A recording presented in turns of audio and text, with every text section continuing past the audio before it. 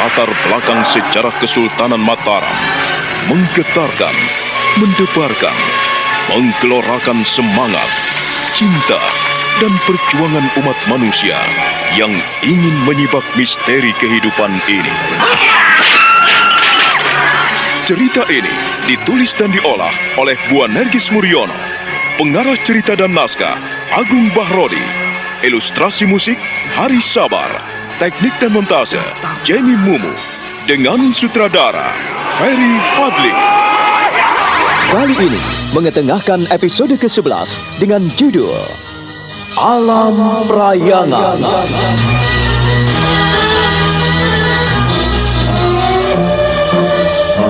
Pembicaraan orang-orang Belanda dan orang-orang Portugal dengan para penguasa di Surabaya didengarkan dengan baik oleh Panembahan Nyokrawati. Mereka menikmati jamuan makan malam yang disediakan oleh Raja Giri yang Agung. Panembahan Nyokrawati yang mengenakan akar mimang tak nampak di antara mereka. Namun ia tahu persis apa yang direncanakan oleh orang-orang asing di Surabaya itu.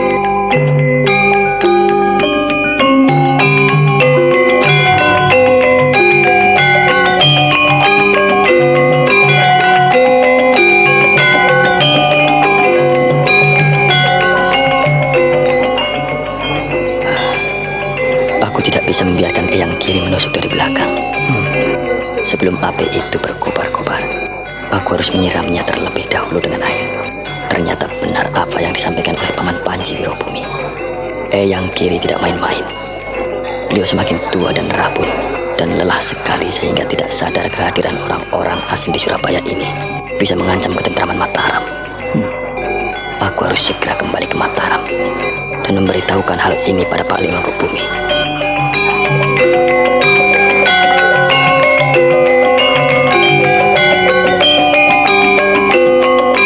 Tuan Paulus, Tuan Stephen, dan tuan-tuan yang hadir di sini. Saya mengharapkan agar di Pasuruan, di Gresik, dan di Tuban juga diberikan senjata api, meriam-meriam baru yang memiliki daya tembak lebih jauh lagi. Karena bagaimanapun juga, kami harus menangkal dari perompak dan bajak laut.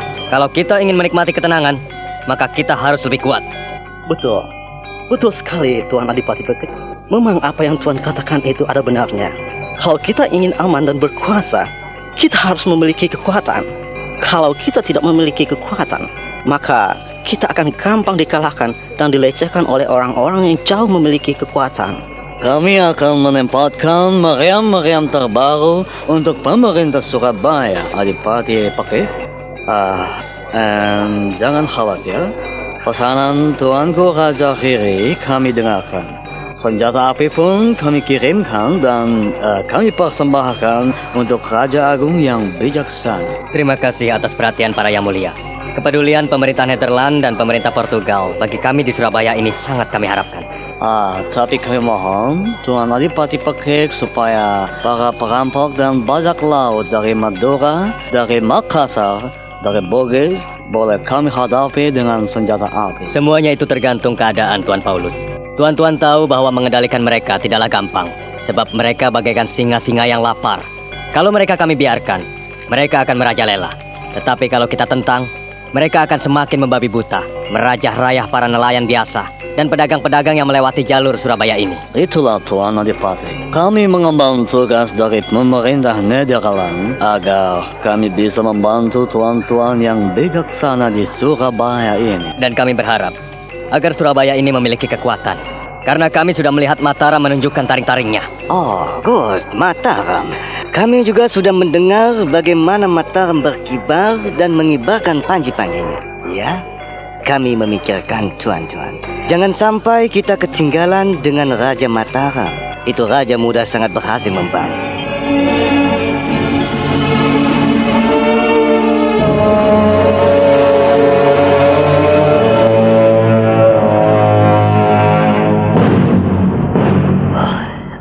Tidak akan membiarkan kalian mengumbar kesombongan. Kalian akan tahu bagaimana Mataram menghadapi kalian tanpa sepengetahuan kalian.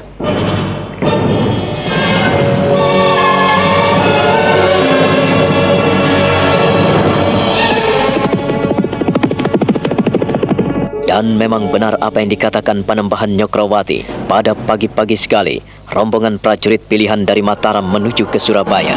Mereka adalah para narasandi yang diutus ke sana untuk merampas orang-orang asing yang tinggal di Surabaya.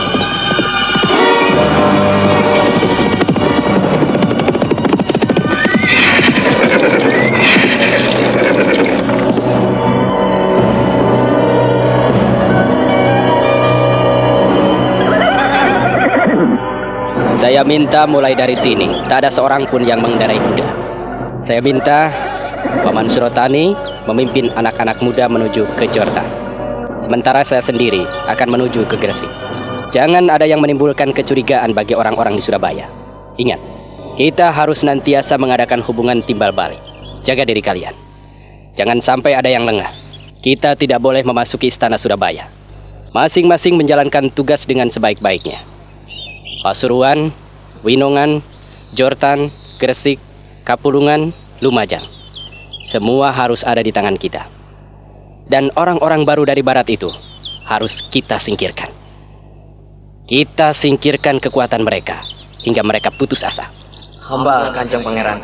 Cucuku dan Mas Rangsang. Hamba Eyang Mangkubumi. Kuminta kau jangan lepas dari alap-alap dengan para Tiko dan dengan gurumu. Hamba Eyang Mangkubumi. Aku akan mengamati kalian semua. Jangan sampai menimbulkan kekecewaan. Paman Martoloyo, anak Mas Pringgoloyo, semua harus mengikuti langkah-langkah Haji Sukmo. Sementara Haji Sukmo, Wulan, dan Doran adalah senjata Trisula Mataram. Silakan kalian bekerja. Hamba Kanjeng Pangeran.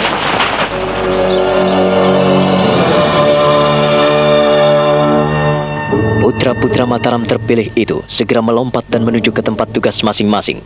Mereka menyebar di seluruh kota-kota wilayah kekuasaan Surabaya. Mereka pergi ke Tuban, Pasuruan, Lumajang, ke Malang, ke Gresik, dan seluruh daerah kekuasaan Surabaya. Sukmo, Wulan, dan Doran diutus untuk menuju ke Gresik.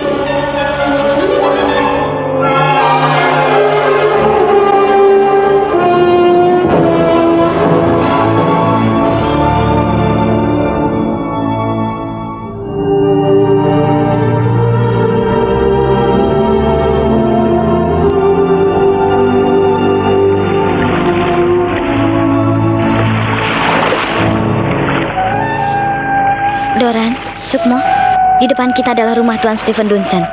Dia adalah kepala perdagangan di Surabaya. Dia sangat dekat dengan Raja Giri. Bahkan dialah yang banyak memberikan hadiah dan persembahan. Kita harus menghadapinya. Kau dari utara, aku dari selatan, dan kau dari barat. Ayo kita jalan. Hei, siapa itu orang yang di luar? Gue orang tidak tahu diri, malam-malam keluyuran di rumah orang. Siapa ada di situ? Hei, gue orang dengar suaraku atau tidak? Ha? Kalau gue orang tidak mau bicara, gue orang pasti tembak. Hei, siapa? Siapa yang ada di situ? Kalau gue orang tetap bisu, akan tembak lu orang. Gue orang benar-benar kurang ajar, ha? Gabung! Tangkap! Jangan biarkan lolos! Tembak! Hei, gue orang-orang kurang ajar! Hei, siapa di situ malah bertarung, ha? Siapa bikin kerusuhan? Aku tembak gue orang-orang liar! Sir Stephen Dunsen melangkah tergesa-gesa menuju ke gudang simpanan senjata. Di sana terjadi perkelahian antara Wulan dan pengawal tempat itu. Sementara Doran dan Sukmo mengacau di bagian lain. Ayo tembak!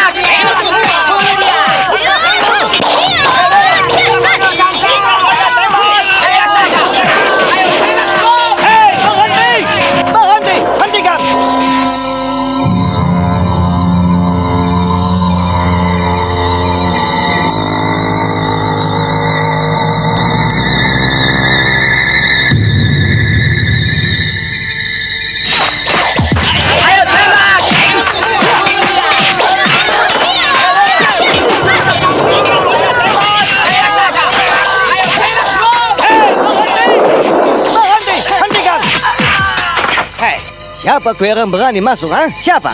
Kau ingin tahu siapa aku? Kurang ajar! Kue orang berani bunuh orang-orangku, ha? Ku tembak kue orang! Ayo habiskan pelurumu, Dunsen. Tembaklah aku.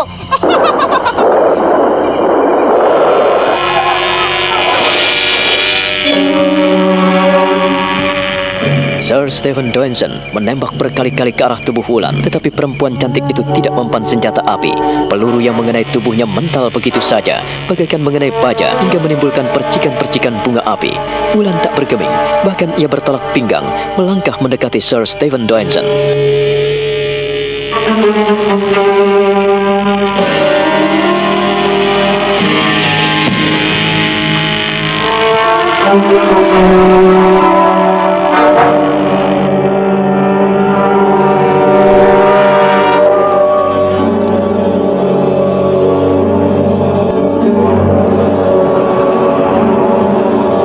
Malam itu, orang-orang kepercayaan Mataram sudah pergi ke Surabaya dan datang ke loji-loji orang Belanda yang mendukung kekuatan Raja Agung di Surabaya.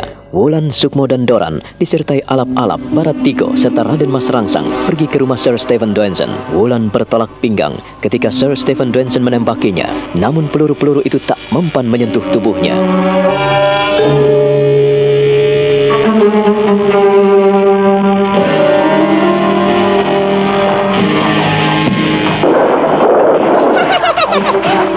Habiskan pelurumu, Stephen, dan aku tidak akan mundur. Hei, siapa kue orang yang berani mengacau tempat tinggalku? Hah? Siapa kue orang? Ayo buka itu topeng. Habiskan pelurumu, Stephen, dan aku tidak akan mundur. Jangan mundur kau, bule bodoh. Aku akan memenggal kepalamu apabila kau masih malang melintang di Surabaya ini. Hei, siapa kue orang? Ha? Siapa? Siapa yang mengacau Surabaya? Aku datang di sini untuk membantu Raja Agung Giri. Tetapi mengapa kue orang mengganggu ketentraman orang di Gresik ini? Hei, siapa kue orang? Buka topengmu. Rupa-rupanya kau seperti babi yang ketakutan, Stephen. Ayolah, kalau kau ingin tahu wajahku, marilah, mendekatlah, bukalah cadarku. Kurang ajar kue orang, ha? Berani menentangku. Kalau sampai kau mendekat, maka matamu akan kutembak, kepalamu akan kuhancurkan dengan senapan ini. Ayo mendekatlah dan gunakan senapan itu baik-baik. Ayo, penuhi dengan peluru-pelurumu. Ayo, aku tidak akan mundur selangkah pun. Ayo, kenapa kau mundur? Hah? Ayo, Stephen, kenapa kau takut? Kurang ajar kue orang, ha? Mampus kau!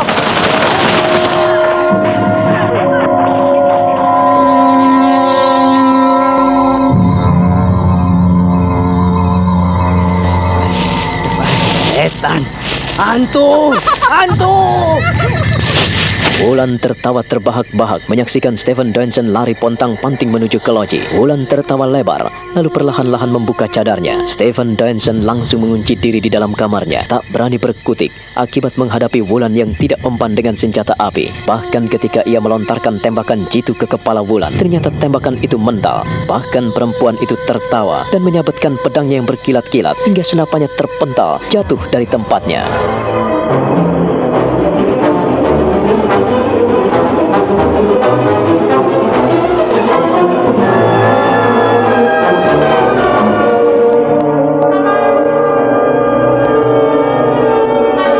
Nampaknya sejauh itu nyalimu orang-orang bule. Kurang ajar.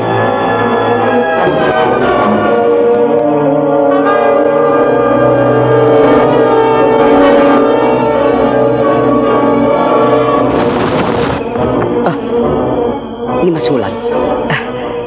Kami sudah meringkus para pengawal dan berpeti-peti senjata api telah kami angkut. Bagus. Dan Mas Rangsang, kita tetap melaksanakan tugas dengan baik. Di mana gurumu? Di mana Sukmo dan Doran? Nampaknya mereka masih sibuk untuk mengurus para pengawal. Mereka membantu saya dan bisa meringkus para prajurit jaga di loji ini. Ternyata tidak ada kesulitan untuk menghadapi mereka. Stephen Doenson ketakutan dan terkencing-kencing lari menuju ke loji. Lalu, apakah semua senjata ini kita bawa ke Mataram nih Mas Wulan? Iya, semua senjata rampasan harus kita bawa ke Mataram. Setidak-tidaknya bisa kita tinggal di Ponorogo atau di Ngadiluwih dan Trenggalek. Jadi kita tempatkan di pos-pos Mataram yang ada di Jawa Timur. Baik, nih Mas Wulan. Kami akan segera bekerja. Jangan lupa, kau harus menunggu kami. Sebab kita tidak bisa meninggalkan semua ini begitu saja. Kita harus membereskan orang-orang Stephen Doenson. Kami tidak membunuh mereka nih Mas. Kami hanya mengikat mereka di tiang tanpa berkutik.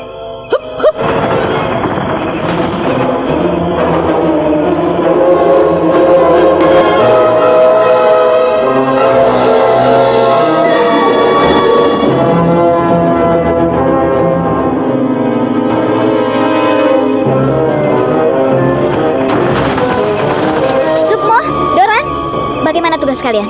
Semua beres, semua bisa kami atasi. Iya, semuanya beres. Bisa aku atasi dengan baik. Sekarang kita harus kembali ke Kebomas. Setelah itu, ke Sukobendu dan Klaren. Menurut Kanjeng Pangeran Mangkubumi, kita harus berkumpul di Sumpit. Tetapi terserah kepadamu. Kau yang lebih tahu wilayah di sini. Ayolah, kita harus mengangkut senjata api rampasan kita. Kita bawa ke Sukobendu. Besok pagi-pagi sekali, kita melanjutkan perjalanan. Kita bawa ke Ponorogo atau ke Ngawi.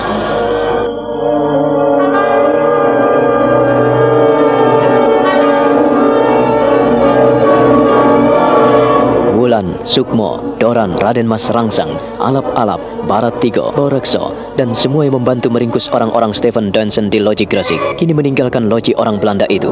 Sementara itu, orang-orang Pangeran Surotani pun melakukan tugas yang sama. Mereka sampai di Pasuruan. Di loji orang Pasuruan itu, mereka melakukan hal yang sama.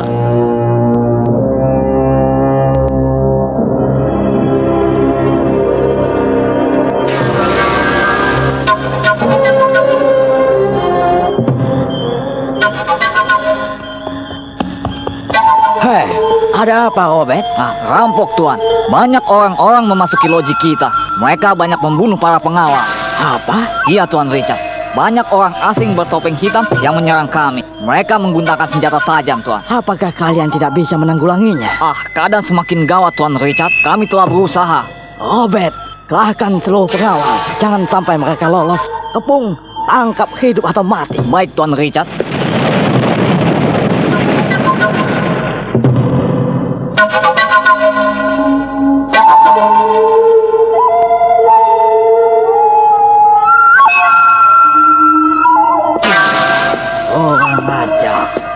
Siapa mereka malam-malam begini mengganggu ketentraman orang?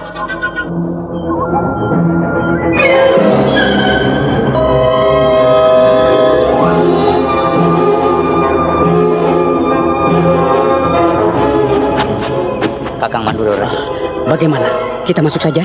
Jangan sampai membunuh kalau tidak terpaksa. Tapi kita telah memenggal beberapa orang prajurit. Bagaimana ini? Kita membunuh mereka karena terpaksa, kakak. Ayo, kita masuk ke loji dan kita sergap orang-orang Richard. Ayo cepat. Iya.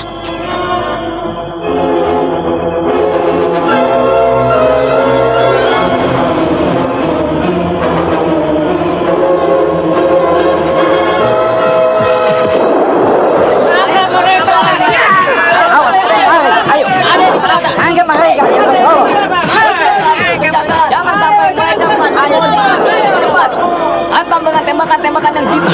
Adi Surotani, cepat. Lebih baik kita segera merampas senjata-senjata di gudang. Ayo. Hati-hati. Lihat, di sana pengawal masih ada beberapa orang.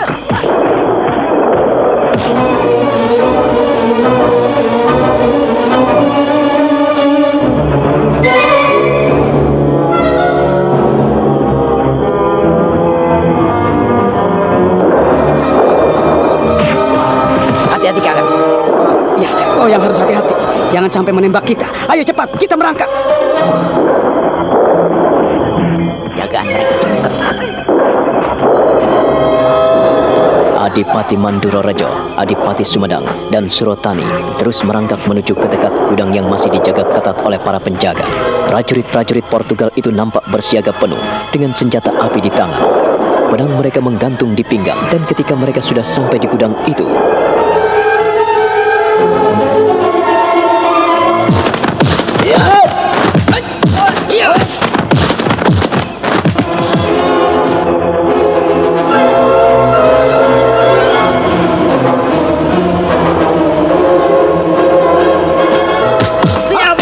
kau akan tahu. Inilah jawabannya.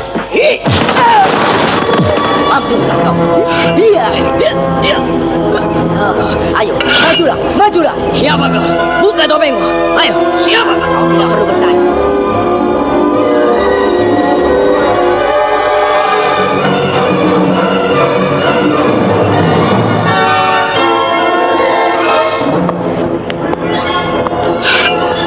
Inilah yang akan menjawabmu, Bulik Parat. Kau mau membunuhku? Iya, aku akan membunuhmu. Tetapi kalau kau mau menyerah dan bersedia kuikat, maka nyawamu akan aman. Kakang Manduro Rejo, bantu aku. Baik. Kau memilih mati atau hidup? Kalau kau memilih hidup, cepat.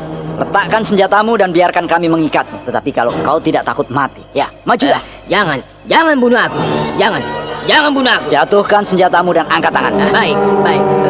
Aku menyerah. Aku menyerah.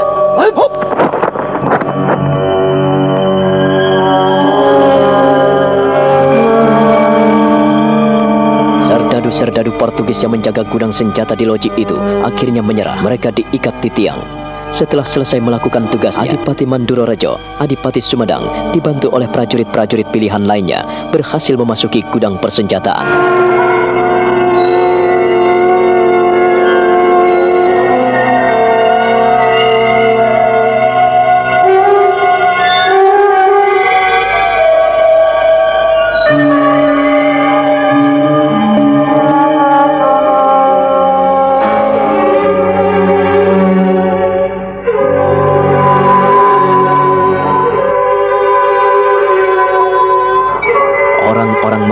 Secara rahasia dapat menyusup ke loji-loji Belanda di seluruh wilayah Surabaya. Kelompok Wulan dan Aji Sukmo berhasil merampas gudang senjata Sir Stephen Dunson, sementara orang-orang Adipati Manduro Rejo dan Surotani berhasil memasuki rumah Richard dan loji Belanda di Pasuruan.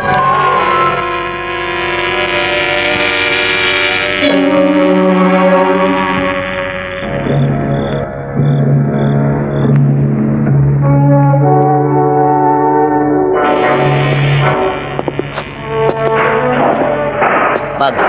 Kalau kau mau menjatuhkan senjatamu, sekarang angkat tanganmu dan berjalanlah menuju ke tiang itu. Baik, Tuan. Baik. Jangan bunuh saya. Kalau saya mati, bagaimana anak-anak dan istri saya, Tuan? Kami tidak akan membunuhmu kalau kau tidak melawan. Cepat. Sekarang bersandarlah di tiang ini. Baik, Tuan. Baik. Kakang, cepat ikat Kakang. Baik, Adi. Surotani, Adipati Manduro Rejo dan orang-orangnya dengan cepat mengikat orang-orang Portugis yang ada di Pasuruan. Di loji Tuan Richard itu terjadi perampasan senjata besar-besaran.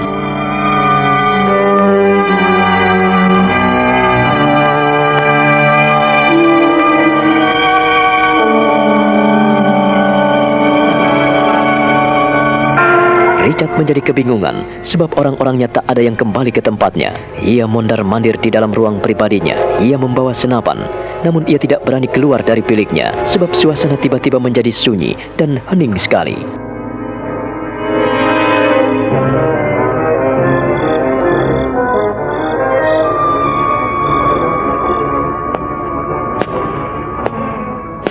Kenapa orang-orangku tidak ada yang kembali ke sini? Bagaimana dengan pekerjaanmu, Robert? Tenanglah Tuan Richard. Orang-orang saya sudah siap untuk melaksanakan tugasnya. Kau tidak boleh membiarkan aku kebingungan seperti ini. Kau harus segera mengambil tindakan, Robert. Baik, Tuan. Saya tadi sudah memerintahkan pada anak buah saya agar menangkap orang-orang yang mengacau di tempat ini. Loji kita harus aman dari kerusuhan. Nyatanya mereka tidak ada yang melapor lagi ke sini. Bahkan aku tidak mendengar tembakan-tembakan lagi. Apa artinya semua ini, Robert? Yang kita hadapi adalah serigala-serigala lapar, Tuan. Harimau-harimau buas. Jadi kita tidak boleh main-main. Kau sendiri tidak bisa meyakinkan aku, Robert. Aku cemas sekali karena anak buahmu pun tidak ada yang melapor kemari. Bagaimana kau ini, Robert? Cepat keluar dari sini dan periksa apa yang terjadi di luar. Setelah itu, kembalilah kemari. Baik, Tuan Richard.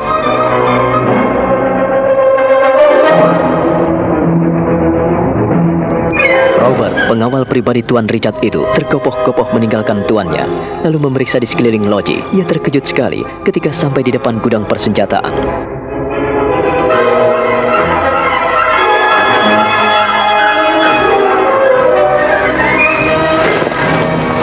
Apa pula yang kau lakukan di sini, Ampunkan saya. Banyak orang-orang merampok. Kurang ajar. Mengapa kau membiarkan orang-orang itu merampok persediaan senjata kita? Bagaimana kau ini? Saya tidak berkutik, Tuan. Orang-orang bertopeng dengan senjata tajam. Mereka juga pintar menggunakan senapan, Tuan. Dan telah meringkus saya, Tuan. Tolong lepaskan saya, Tuan. Dasar bodoh kau ini. Terima kasih, Tuan Robert. Terima kasih. Kacau sekali. Tuan Robert, kita harus segera melapor kepada Tuan Richard. Kita kalah. Kita terkepung.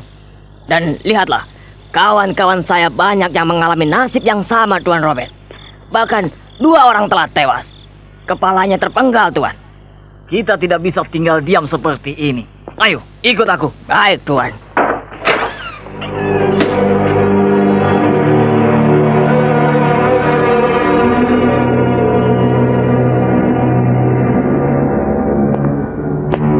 Bagaimana, Robert? Mengapa kau datang kemari dengan wajah pucat pasi seperti itu? Mengapa? Dan kau, mana senjata? Ampun, Tuan Richard. Kita dirampok. Goblok kowe orang.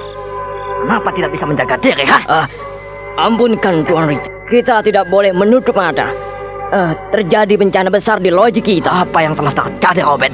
Kau bodoh. Banyak orang yang merampok harta milik kita. Seluruh persenjataan di gudang telah lenyap. Dan para pengawal semua teringkus diikat pada tiang-tiang. 2 prajurit anak buah saya terpenggal kepalanya. Dan saya, orang memang benar-benar goblok, Robert. Tidak bisa berbuat sebaik-baiknya. Hanya ditugasi menjaga loji saja. Kau tidak bisa bekerja dengan baik. Kau goblok sekali. Atau kau bekerja sama dengan penjahat-penjahat itu, Robert? Tuan bisa melihat salah satu anak buah saya yang saya ajak ke sini, Tuan. Dia tidak berdaya karena ia melihat orang-orang yang sakti. Aku tidak mau dengar kue orang bilang orang sakti dan sebagainya. Yang jelas, kalian tidak becus bekerja dengan baik. Betul, Tuan Richard. Apa yang dikatakan Tuan Robert memang benar. Orang-orang bertopeng itu benar-benar menunjukkan suatu kelebihan yang luar biasa. Sehingga saya tidak berkutik di hadapan mereka. Bahkan teman-teman saya pun mengalami nasib yang sama. Beberapa orang tidak bisa berkutik. Kepala mereka menggelinding ke tanah. Aku tidak peduli dengan apa yang kalian kerjakan. Yang penting sekarang adalah kita telah dirugikan oleh orang-orang jahat itu.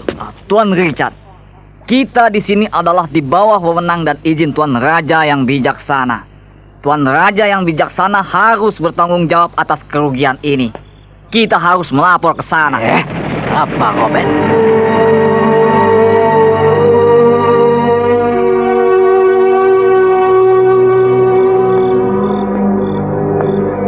Kita harus melaporkan hal ini kepada Raja Giri yang agung. Dia pasti bijaksana dan mau mengganti semua kerugian yang kita alami. Good. Oh my God. Tidak. Aku tidak mungkin menuntut pada Tuan Raja Giri yang bijaksana. Tidak, Robert. Kalau begitu, apa yang mesti kita lakukan? Kita tidak mampu melawan orang-orang itu.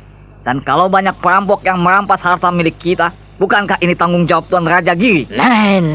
Aku tidak mau menimbulkan perselisihan lagi di antara orang-orang kita dengan orang-orang Surabaya. Akibatnya bisa parah, Robert. Kau dengar itu? Tetapi kita banyak menderita kerugian, Tuan Richard. 2 prajurit mati dengan kepala menggelinding di tanah.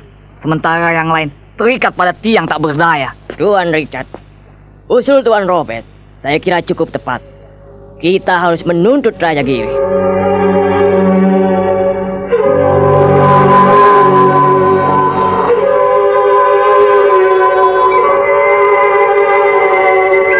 Richard akhirnya mendengarkan usul anak buahnya. Malam itu, ia menuju ke Surabaya. Sementara itu, Haji Sukmo, Wulan dan rombongan yang berhasil merampas persenjataan dari gudang Stephen Dunson di Gresik, kini beristirahat di hutan Sambeng.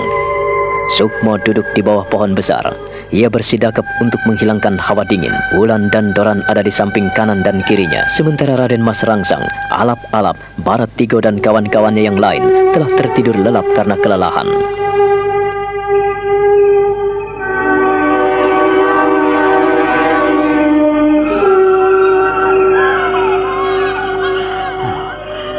Aku mendengar suara bayi yang baru lahir. Wulan. Iya, ada apa, Sukmo? Apakah kau tidak mendengarkan sesuatu? Suara serangga malam? Binatang-binatang hutan? Wulan, aku mendengar suara bayi yang baru lahir. Dengarkanlah baik-baik. Aku tidak mendengarkan apa-apa, Sukmo. Dengarkan baik-baik. Aku mendengar dengan jelas, Wulan. Sungguh. Suara bayi? Demi Tuhan, aku tidak mendengar suara apa-apa kecuali serangga malam dan binatang hutan. Pejamkan matamu dan dengarkan baik-baik. Kau harus mendengarkan. Kalau aku mendengar dengan jelas, masa kau tidak mendengarnya, Wulan? Aku tidak mendengarkan apa-apa, Sukmo. Aku tidak bohong. Di mana kau mendengarkan suara bayi itu? Katakan, di mana? Biar aku yang mencari. Di arah barat laut. Ya, dari arah barat laut. Nampaknya dekat sekali denganku. Dekat sekali dengan kita. Tapi aku tidak mendengarkan apa-apa. Aku tidak berbohong kepadamu, Sukmo. Doran, bangun. Ayo bangun. Ada apa, Mo? Apa kau tidak mendengarkan suara bayi yang baru lahir? Baik. Mo, kau ini ada-ada saja, Mo. Aku tidak mendengar apa-apa. Buka kupingmu lebar-lebar dan dengarkan suara bayi itu. Mo, aku tidak mendengar apa-apa, Mo. Aku tidak dengar suara bayi. Sungguh, Mo, sungguh. Sukmo, kau ini ada apa? Doran tidak mendengarkan. Jangan kau paksa untuk mendengar. Aku juga tidak mendengarkan apa-apa. Kau saja yang aneh-aneh. Kalian tidak tahu ada orang yang sedang melahirkan. Kita harus menolongnya. Kita harus mencari. Kita cari kemana? Kau bilang ke arah barat laut. Tapi aku tidak mendengarkan apa-apa. Kau hanya terbayang-bayang Roro Sunti yang ada di Alas Dowo. Iya, Mo. Kamu pasti ingat pada kekasihmu yang cantik itu. Iya kan? Ini, ku dengarkan dengan nyata. Aku tidak terbayang-bayang dengan Roro Sunti. Tidak membayangkan Joko Lola. Nyatanya, kami tidak mendengarkan apa-apa. Doran tidak mendengarkan apa-apa. Aku juga tidak. Hanya kau yang mendengar. Ku minta kalian mau membantuku. Sekali lagi, dengarkan baik-baik.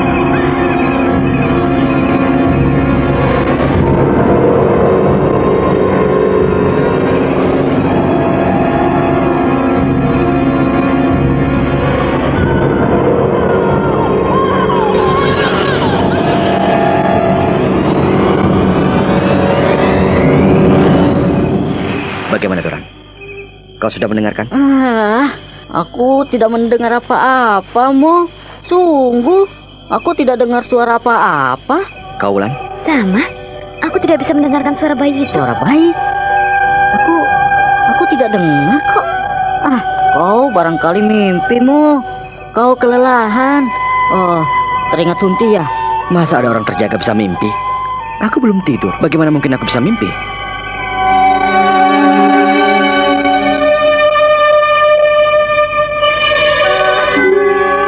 Doran dan Wulan hanya bisa menggeleng-gelengkan kepala saat Aji Sukmo nampak dengan khusyuk mendengarkan suara seorang anak laki-laki yang baru lahir. Aji Sukmo akhirnya bersidakap, lalu duduk bersila. Doran dan Wulan mengikuti langkahnya. Sukmo masih mendengarkan suara bayi itu yang makin menangis dan meronta. Suara itu masih jelas di gendang telinganya.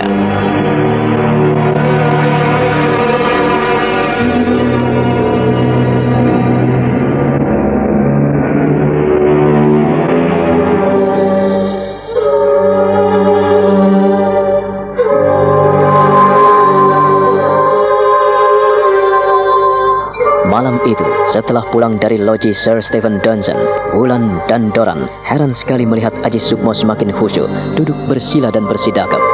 Aji Sukmo memejamkan mata. Getaran-getaran aneh menguasai sekeliling tempat itu. Wulan dan Doran berusaha mengerti apa yang dikatakan Aji Sukmo, bahwa ia telah mendengarkan suara bayi yang baru lahir dari rahim seorang perempuan.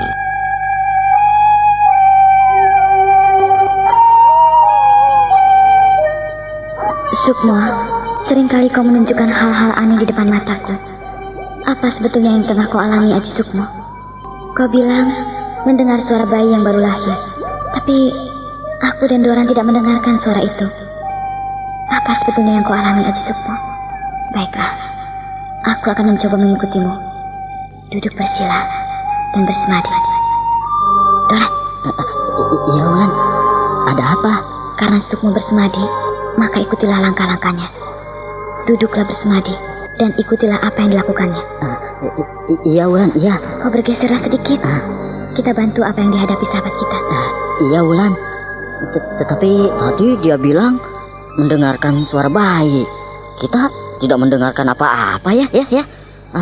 Ini bagaimana, Wulan? Untuk itulah mari kita ikuti jejaknya. Kita bersemadi, Doran. Iya. Doran dan Wulan akhirnya ikut bersemadi di kanan kiri Aji Sukmo. Mereka semakin khusyuk dan hikmat sekali, menyelusuri alam batin masing-masing. Aji Sukmo dalam alam batinnya melihat suatu alam yang indah yang tidak pernah ia lihat dengan mata kepalanya.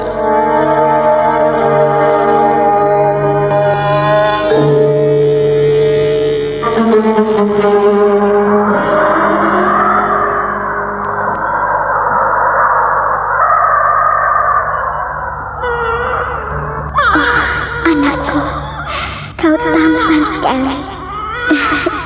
12 bulan kau kukandung. Kau Anakku. Kesuma, kau telah membuat ibumu menjadi seorang nenek. Kanjeng Ibu, apakah Kanjeng Ibu senang melihat anakku? Tidak ada kebahagiaan yang meliputi hati orang tua apabila melihat anaknya bisa melahirkan cucunya.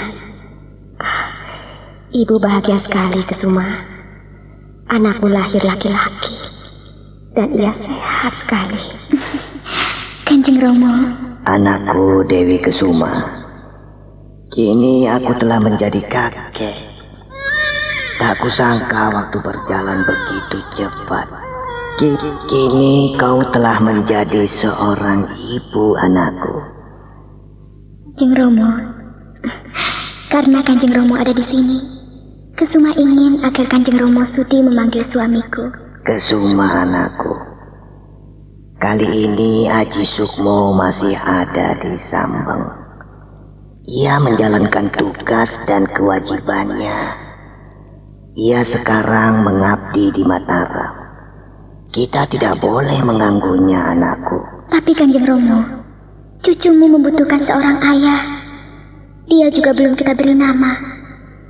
Kanjeng Romo, apakah Kanjeng Romo sudi menggantikan Kakang Aji Sukmo? Kehadiran seorang suami memang tidak bisa digantikan oleh siapapun, anakku. Baiklah, karena kau menginginkan kehadiran suamimu, aku akan memanggilnya agar kita bisa bersama-sama memelihara dan menyayangi putramu yang baru lahir.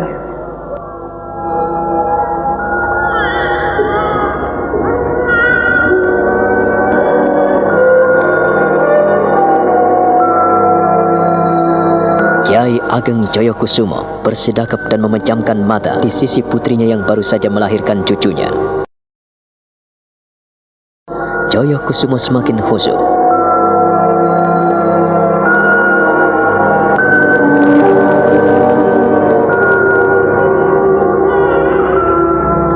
Anakku Ageng Aji Sukmo, kumohon, sudilah hadir kemari, Ger.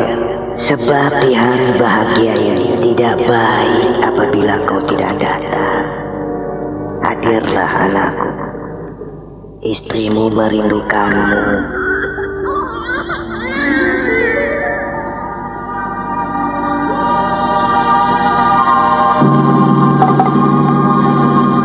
Pada saat nama Aji Sukmo disebut oleh Kiai Ageng Joyokusumo, sekonyong-konyong ia bisa meninggalkan tubuh ragawinya. Ia melesat pergi jauh ke alam lain, ke alam perayangan yang menghentakkan jiwa dan rohnya.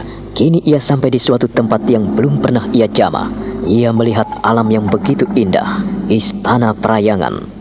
Istana itu memiliki 7 gapura, 7 tingkatan, dan semuanya terbuat dari emas murni. Di dalam istana itu dihiasi dengan berbagai intan permata. Ia melangkah sampai memasuki ruang utama istana, dan kini ia sampai di sebuah kamar pribadi yang tiada bandingnya. Sungguh elok dan luar biasa. Kini ia ternganga karena melihat Dewi Kesuma terbaring di pembaringan. Di sampingnya terbaring seorang bayi mungil. Lalu di sana pun berdiri ibu Dewi Kesuma, yaitu Dewi Maya. Para dayang-dayang istana perayangan dan Ki Ageng Kembang Joyokusumo.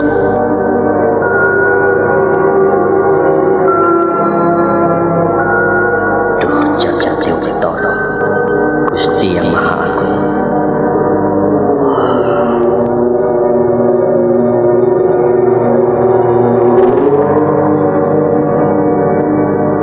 Dewi Kesuma, kau...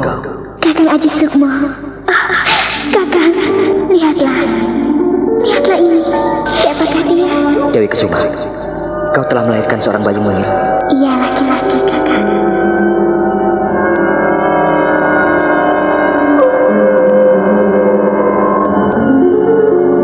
Aji Sukmo, aku telah bersama. Kaulah suamiku. Mari menyongsong matahari.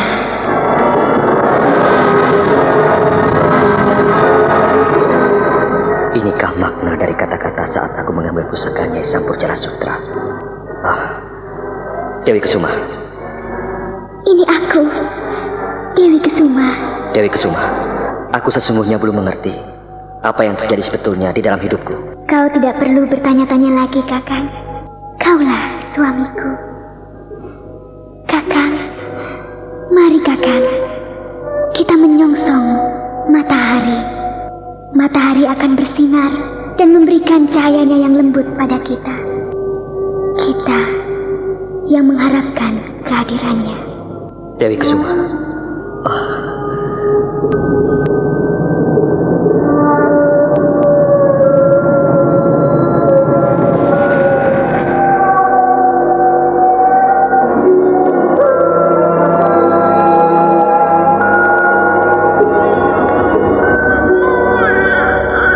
Kakang Sukmo, aku ingin kau menggendong dan menimang anakku.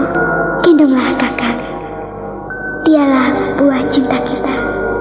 Buah cinta kita. Buah kasih sayang kita, Kakang.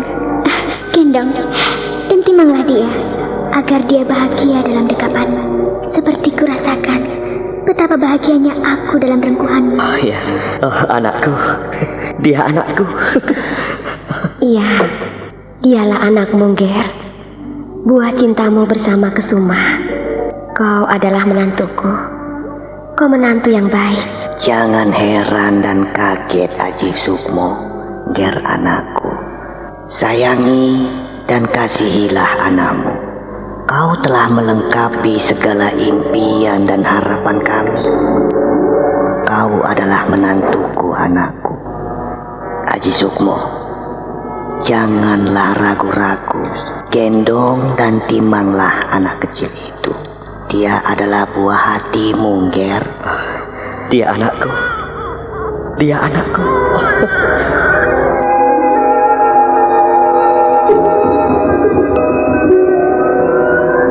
Dengan hati-hati sekali, Aji Sukmo membungkuk lalu mengambil bayi dari tempat tidur itu. Bayi mungil yang terbungkus dengan sutra indah. Ia menggendong dan menimang bocah kecil itu. Ia perhatikan wajah mungil bayi itu yang bercahaya dan bersinar-sinar. Matanya amat tajam dan berkilau-kilau. Aji Sukmo memperhatikan bayi mungil itu dengan hati tak percaya. Kau anakku. Kau anakku, Ger. Anakku. Anakku. Dia adalah buah hatimu, Ger, anakku. Dia adalah cucuku. Kau berikan yang terbaik buat kami. Dan kau telah mewujudkan, kau telah menghadirkan suasana damai di alam ini. Angger Aji Sukmo, janganlah ragu-ragu, anakku. Dia adalah buah cinta kasihmu dengan anakku Dewi Kesuma. Karena kau telah duduk di depan goa teratak dan mengambil sampur jala sutra, maka kau sesungguhnya telah meminang anakku. Kau telah meminang putriku dan kau telah menikah dengannya. Dua alam telah bersatu untuk kesekian kalinya, anakku Aji Sukmo. Terciptalah damai dan sejahtera. Terciptalah sesuatu yang indah di dalam hidup kita. Ki Ageng Jayakusumo. Ku adalah orang tuamu, Ger. Panggillah aku sebagai ayahmu. Aku telah mempunyai seorang putra. Dia adalah cucuku, Ger. Buah cintamu telah menjadikan aku seorang kakek. Kau telah menjalankan tugas dan kewajibanmu dengan baik. Aku ucapkan selamat kepadamu. Bila kau berkenan, aku ingin memberikan sebuah nama untuk anakmu. Kanjeng Rama, biarlah. Anakmu ku beri nama Risang Kusumo.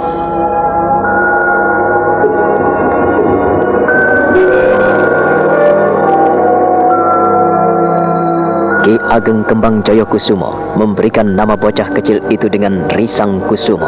Hati Aji Sukmo terharu sekali mendengar kisah dan kasih sayang orang tua. Bapak dan ibu mertuanya begitu mengasihinya. Dalam tubuh rohnya, kini ia harus memangku seorang bocah kecil. Kini ia telah menjadi seorang ayah dari Risang Kusumo. Perlahan-lahan Dewi Kesuma bangkit dari pembaringannya, dibantu oleh Dewi Maya, sang ibu tercinta. Dewi Kesuma tersenyum dan mengulurkan tangan untuk meminta bocah kecil itu.